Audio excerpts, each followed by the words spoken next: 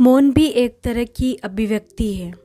मौन सबसे अच्छा उत्तर है किसी ऐसे व्यक्ति के लिए जो आपके शब्दों को महत्व नहीं देता। अशांत में कई तरह के प्रश्न चलते रहते हैं। जब तक इन प्रश्नों के जवाब नहीं मिल जाते हैं, मन को शांति नहीं मिलती है।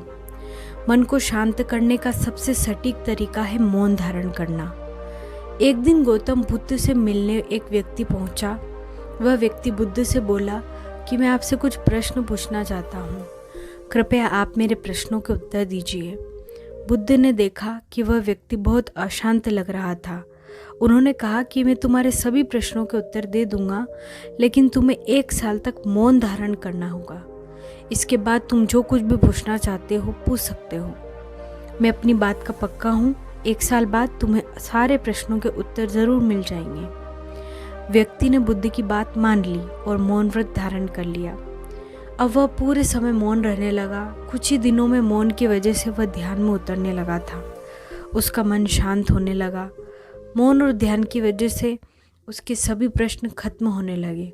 इस तरह 1 साल बीत गया। वह एकदम शांत और प्रसन्न रहने लगा था।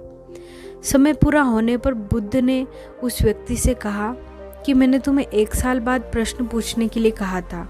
आज 1 साल पूरा हो गया है। अब तुम अपने सभी प्रश्न मुझसे पूछ सकते हो।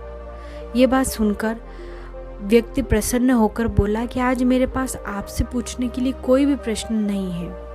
बुद्ध उस व्यक्ति से बोले कि जब तुम यहाँ आए थे तुम्हारा मन बहुत अशांत था।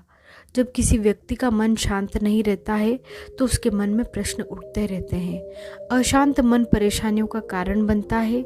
हमारे मन की 2 अवस्थाएं हैं, एक में प्रश्न होते हैं, दूसरी अवस्था में उत्तर होते हैं। मौन की वजह से हमारा मन दूसरी अवस्था में पहुंच जाता है, जहां हमारे प्रश्न खत्म हो जाते हैं और हमारे पास उत्तर ही उत्तर होते हैं।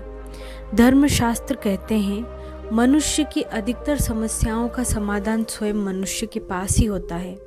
अगर किसी के जीवन में कोई कठिनाई चल रही हो तो वे खुद ही अपनी इच्छा से कुछ ही समय में उन कठिनाइयों से मुक्ति पा सकते हैं। इसका सबसे सरल उपाय यह है कि वह कुछ समय के लिए पूर्णतः मौन हो जाए, बोलना छोड़ दे और अपने भीतर में ही समाधान का चिंतन करे। कुछ दिन ऐसा करने से शीघ्र सकारात्मक परिणाम मिलने लगेंगे। आप अपने आसपास के माहौल को महसूस करके देखिए। आपको लगेगा कि कितना शोर है। ये शोर बाहर और अंदर दोनों जगह महसूस होगा। बाहरी शोर को तो आप काबू कर सकते हैं, लेकिन अपने अंदर के शोर को मौन रहकर कम किया जा सकता है। यह बहुत ज़रूरी भी है क्योंकि ये शारीरिक और मानसिक सेहत के लिए भी काफ़ी फायदेमंद है। मौन रहने से शरीर ऊर्जावान बना रहता है और हम अपने काम को बेहतर तरीके से कर सकते हैं। बोलने में भी ऊर्जा लगती है। अगर आप बिना वजह बोले जा रहे हैं तो अपनी ऊर्जा और क्षमता का गलत इस्तेमाल कर रहे हैं।